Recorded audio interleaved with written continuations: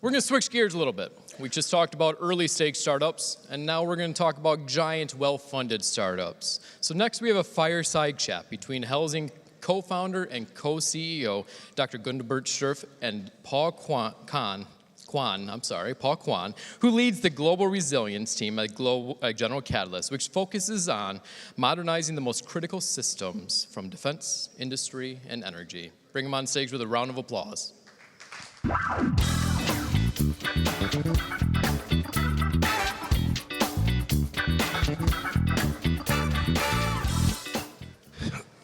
Thanks for having us. Excited to talk about Helsing, the British and European defense AI leader. Before we get started, Gundbert, I think you have a quick update on the state of European defense. Yeah, great to be here. Indeed, as we're sort of a British-European company, being in London on this conference is amazing.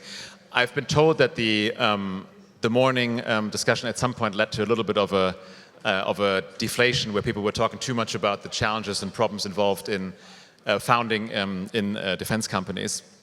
And I thought I'd share a little story, and I told Paul earlier, and he thought it was worth sharing, that I heard recently at a European defense conference happening a bit more east. And they basically got to the same point where people say, well, we don't change enough in defense and everything's moving at a snail's pace. And then one of the leaders got up and said, look, if in February 2022 you had set a snail on its path to Europe from Moscow, now, some 2.5 years later, it would be in Europe.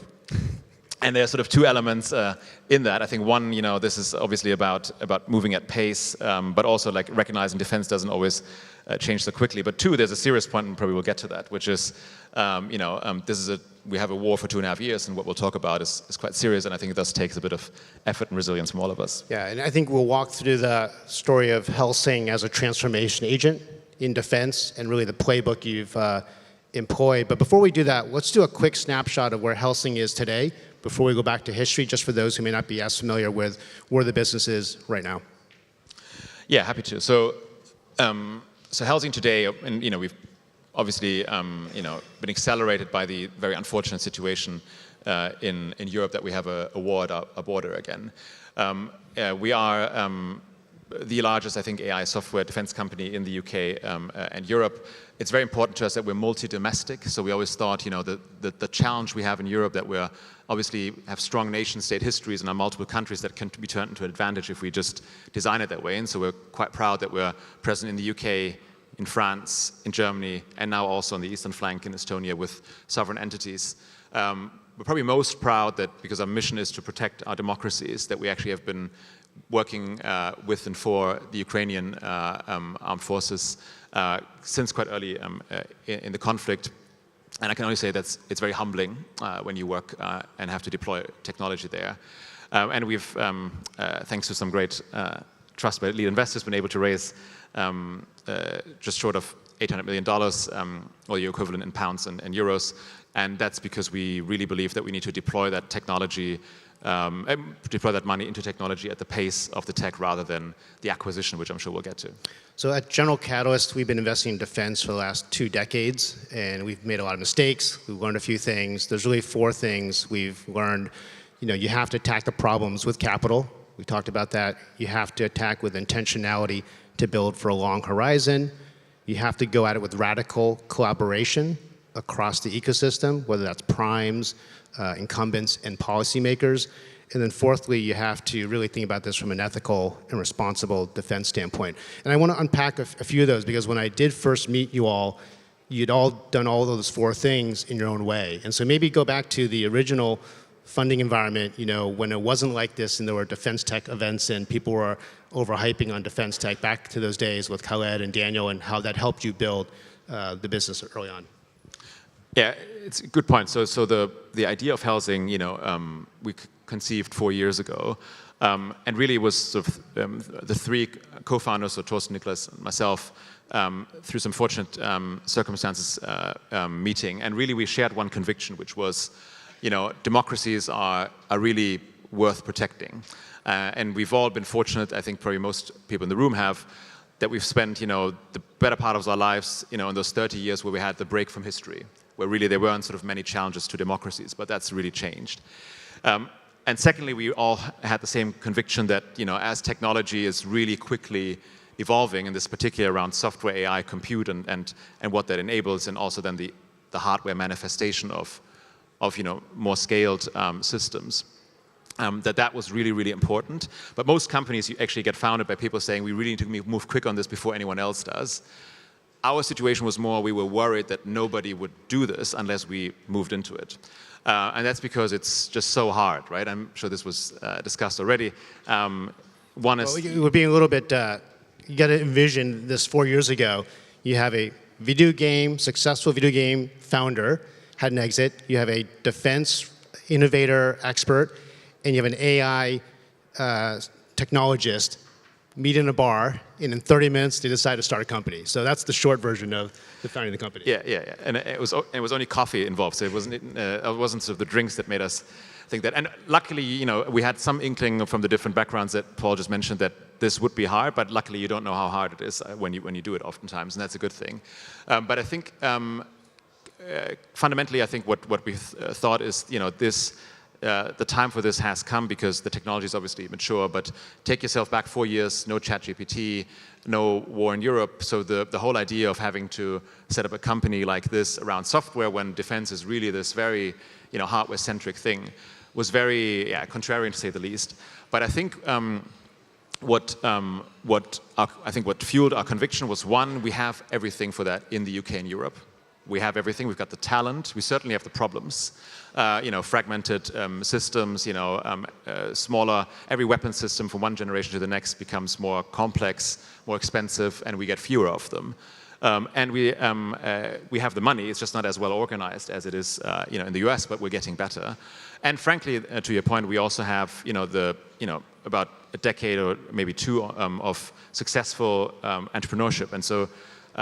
We couldn't have done this, of course, if we hadn't had seed backing from individuals. At the time, there was no VC who really was keen to invest in defense. You may have a conversation too, and then they checked their LP agreements and said, no, I don't think we can do this. So we had to go to individuals. And you mentioned, I think you saw Khaled earlier, Jeanette, Daniel, and Neil Ack, they were some of the earlier ones. And I think that allowed us to build a team and work on the core tech and actually talk to customers, those ones that were crazy enough to talk to a company that had only just been founded and had, let's say, so much longevity. But I think you mentioned the Series A investment. I think there's a big thing for us that was made possible by Primateria, so Daniel Eck and the team building the conviction to say, look, let's put in 100 million euros. Let's say, what is the level of the problem? What's the ambition that you are setting out to do?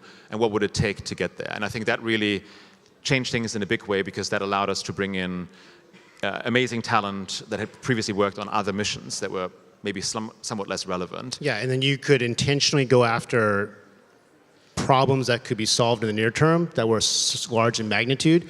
And then to do that, you employed this radical collaboration point, right? You then we've never seen this in the US.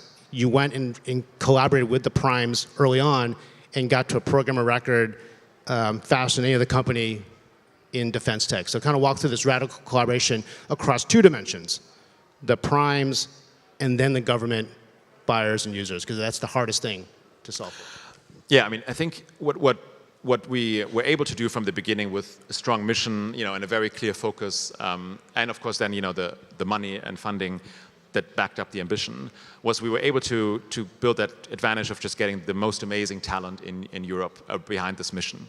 And I think before you go then to a prime, which I'll get to in a second, you've got to have something that no one else has, right? And for us, it was very clear. It was sort of the clarity of vision, the idea how we could design a platform, the people that were building it, and then the sort of AI tech on that. But then, of course, the question is how do you take that to impact? And I think in my view, there's people too quickly turn to the disruptor case and say, we're going to just disrupt everything, forget the primes, they're stale and they don't move. And I think it's one, not entirely fair, and two, not entirely smart. Because one, they of course have built certain things that are very hard to replicate. If you want to be on a fighter jet, and we had some technology that we really, really thought it had to be on a fighter jet, for the next 10, 15 years, you're going to have to work with the ones out there. And so we did. But also too, I think there's another case, which is if you put yourself into the shoes of the user. So if you're sitting there, Chief of the Air Force, you want to have this amazing technology, but you also have this existing fleet. If you talk to any military person, they'll always say, 80% of what we're going to have to fight with tomorrow is here today. So I think we always figured that, whilst we're super excited about building modern systems, maybe we'll get to that later, that are fully software AI powered, we also have to solve this problem of the 80%. It costs, taxpayers hundreds of billions of pounds, euros, dollars to get. And that's, of course, where the primes are crucial. And I think one of the things we try to build as a muscle is to be confident about what we can bring that is unique, that is actually 10x, sometimes 20x in capability, but also somewhat humble and collaborative and say, look, there's a reason why you've been awarded these programs historically. You've got the stuff. How can we bring those two things together? And that's not trivial, but I think to your point, you've got to radically collaborate. If you just say we're going to cooperate and sign some memorandum, it's never going to work. So you have to really, really work on it to actually get it to function. And then the third piece that I mentioned was really this ethics around building defense tech and really respecting technological sovereignty for each nation. And so there are some really interesting things you've done to set up, for England, for Europe, that technological sovereignty, as well as, frankly, just the ethics of how you build. And maybe just touch on that, because I think that's often overlooked in how you build in this marketplace. Yeah, I think, so one of the logics of how we think about it is oftentimes, something that looks like a challenge or an additional problem you may have in the UK and Europe actually is an opportunity. So, one thing you have in Europe is if you drive 100 kilometers in any direction, you're going to have to cross a border. And that's a different country, and they have their own minister, and they have their own logic of how they buy things, and they want to be sovereign. But that's actually a very legitimate thing. And so what we figured is when we built the company, we wanted to build it multi-domestic. So we wanted to be, as sovereign to the UK, as to the Germans, as to the French, and try and do that at the same time. That's not a trivial thing. All of Europe is still trying to figure it out, but it can be done. And the thing that we really believed in is that if you're working on the most sensitive things, and if you work on data and the kill chain, as it's sort of called, then you are working on some really sovereign things. You've got to set up structures that allow them to trust that. And for us, that was, I think, the idea. It's obviously harder to do in the beginning because you've got to work in multiple countries and earn that, that right to have a seat at the table, have great people, work with the local system. But if you do actually, you look back and you realize, well, within a few years, you've actually learned how to grow into additional markets, which any company at some point has to do. And if you do that by design, then it's actually easier. And so one of the things we really believed in is, yes, work with the primes, because that's 80% of the stuff that's there today, but also look at the UK and Europe and NATO, actually, frankly, as a sort of collection of sovereign countries that want to have sovereign stuff, but also need to collaborate. And actually, if you do that, it really helps your roadmap, because you start seeing what is actually amongst, there's 20% difference. Yeah. Well, what's the 80% that's common? And that's probably what you should build as a product. And then the 20% is just tailoring. So we're going to go off script here. So obviously a large UK contingent here. What about the UK is different or distinctive versus the French or the Germans as you scale this business from a defense modernization standpoint? Good or bad, man? Let's put it out there. Yeah. And of course, I can really land myself in some hot sauce here in different countries. So I think the UK is quite unique in that it has, of course, a very global posture. And so it has a very high level of ambition, which historically has grown, but however is there. It secondly, is extremely forward-leaning, has been extremely forward-leaning on Ukraine, partially as a result of that. So it's a very sort of high-intensity fighting armed forces. And thirdly, it's doing that off the back of a sort of limited budget.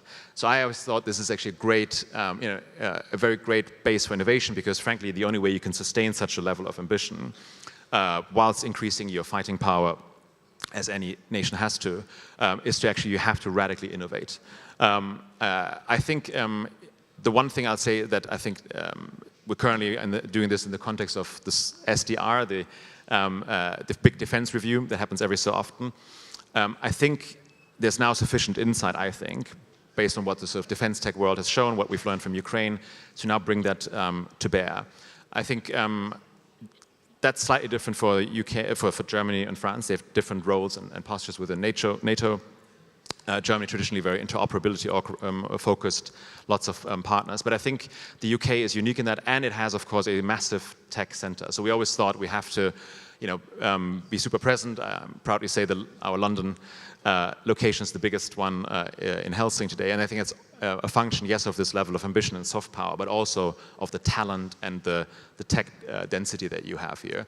And I think what has to happen now, I think that the moment of hot cognition and that I hope for and ignition is that this SDR will now take those two things, this massive soft power and tech hub and this level of ambition defense and bring those two together and really make this a spiral that will really benefit the UK. So I want to touch on Ukraine a little bit because I think you see operational insights there and learnings that are quite unique. I know we had a couple panels on that as well. And then finish with, how do we push for more innovation across the ecosystem, but maybe touch on Ukraine, learnings there, just how challenging that environment is for you all. Yeah, so I think whenever you talk about Ukraine, and as I said before, Ukraine has really been shaping the company and the culture for us in a big way. I think the one give thing, some context for our capabilities. The one thing I'll maybe say is it's super humbling. So maybe get a bit specific. So if you look at Ukraine, I think what's massively impressive, been mentioned many times, but they weren't given enough artillery. So they were given artillery that couldn't work, so they had to put a software system on top, and actually they needed help in getting software and AI to actually work to make targeting better. Super impressive. Then they ran out of shells last year. Then they said, well, whilst Europe can't deliver shells quick enough, we're going to build 1 million drones and actually equip them to become munitions. And so they actually succeeded quicker in that than Europe was able to get scaled 155 artillery to them. Super impressive. They didn't have their own satellite capability, so they had to use software and AI to actually use that and develop their own sovereign targeting capability. And now we're in this phase where everybody is fighting electronic warfare, because the way you fight back against, obviously, connected drones is you jam the last mile, but then later on also the comms. And so trying to help Ukraine, as many companies do in that, is super humbling, because you have to first be massively impressed with how inventive they've been faced with such adversity. However, I think increasingly, as you work there, you also realize that I think in the future I think we'll look at this as quite a defining conflict. I would say in defense tech, one has long said, oh, there's companies that have a program of record and ones that don't. And that's, of course, a very defining thing for a company. Can you get into a program of record? But I think the experience of can you actually deploy? Is your technology actually deployable? Can it actually add benefit? I think that's the ultimate test. And I think that I could encourage anybody that has a chance to reach out. I think Ukraine is more and more getting structured in how it can work with defense tech, and put yourself through that. What you'll see, and maybe just to give a bit of texture to this, we have people rotating in and out and deploying there, when you then try to get those people insured, you quickly realize that this is something that sort of hasn't been done as much as it's been done right now. And so what happens with your technology when you get there is the Ukrainians won't obviously understandably take anything unless they've tested it. So everything will get properly tested through a process that is, I think, one of the best in the world now. Are things messy? Of course. I mean, it's a country at war. But ultimately, it's very impressive. They've got capabilities to jam things, to try things out. How would they actually work? And I think going through that will force any company to adapt and to evolve, and to do that at a speed at which you couldn't do it anywhere. I think this is massively beneficial, hopefully, to Ukraine, because they are ultimately, defending all of us. But secondly, it's also, I think, probably the biggest opportunity we haven't yet leveraged in the UK and Europe for our own defense and deterrence. Because I think frankly, our job is to deter, of course, against those very adversaries that they're facing. And I think there's no better way of doing it than putting ourselves through that. So I would encourage anybody to, that thinks they have a technology that can make a difference or that could get there, to go there, because really the speed of adaptation and learning and the insights that you'll get are unparalleled, and ultimately you're also doing the right thing by helping Ukraine. So just in terms of like technology adoption and defense tech proper, there's two things we think about a lot, and I did say this in front of a large U.S. DoD audience, so we'll say it again. I think the two issues are people and kingmaking. One is, how do you get people from outside defense tech, world-class builders, innovators, to come into the ecosystem? Many of the best companies are recycling the same technical talent. And I look at like a Helsing bringing in people from Meta to go work on AI, some of the world's best people in AI. That's a big challenge they've solved. The second one is, a word that the US DoD doesn't like to say, which is kingmaking. Like, run a test, pick somebody, deploy, and don't just like push it along. Make somebody a winner in the vendor selection process. What do you see in Europe, Gundbert, to kind of really drive adoption, innovation, whether for Helsing or not, in this time? Yeah, I mean, I think there's a lot to be learned, how you laid it out, from how has this worked in space and new space, right? So, I think it's a great template because it's an equally hard problem, an equally hard industry to get into. And it all starts with, the insight that there's technology out there and people that master this technology that aren't currently working on those really important problems of national security, defense, and sort of defending our democracies. And so we found that, you've got to obviously do two things. One is you have to set up structures, compensation, and so on that really work for this very scarce talent. And there's probably like only hundreds of people in most of the core tech domains, from AI, quantum, and so on, that you need right now. And that's one thing, so you can match what currently they're likely getting in commercial tech.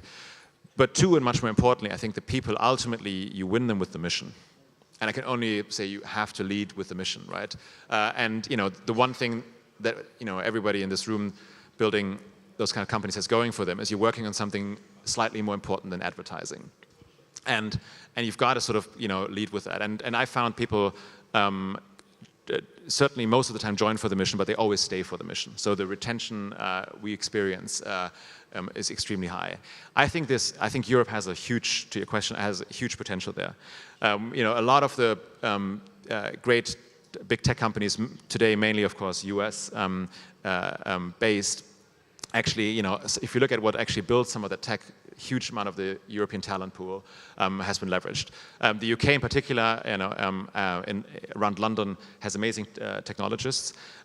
We've started, getting those great people from, you mentioned Antoine from Meta, who built, their AI labs from 1 to 600. But actually we found there's now almost a machine, and we have an influx of that. And once you create that, amazing people want to work with amazing people, you have a flywheel dynamic. So I think what Europe, needs to do, Europe, is realize we've got that, but then secondly, also, put the money behind it. I think all investors that are right now going more into defense, maybe it's a bit of a buzz, that could be, but nonetheless, it's important. It's, I think we have to add that. But ultimately, what all of these people need is the programs. I think the key thing we now need to do is we need to have, it's the same all across Europe, we need to move from experimentation, innovating in small pockets, to building the conviction to actually have big programs of records. If a country at war thinks this is a key to their defense, there's a decent chance we should consider it for our deterrence job as well. And I think what motivates the people when you get them in is, yes, the vague idea that you can contribute, but what excites them and makes them work so hard is the very concrete idea that you can do it. And we've seen this, like the closer people work on a Ukraine-related or user-related problem, the harder they work. And I think programs of record are still the only way that government gets access to this technology ultimately. And I think that's the thing what we need to do now. I think it's a wonderful way to close out. Thank you, Gundbert and Helsing, for what you guys are doing and for sharing the story.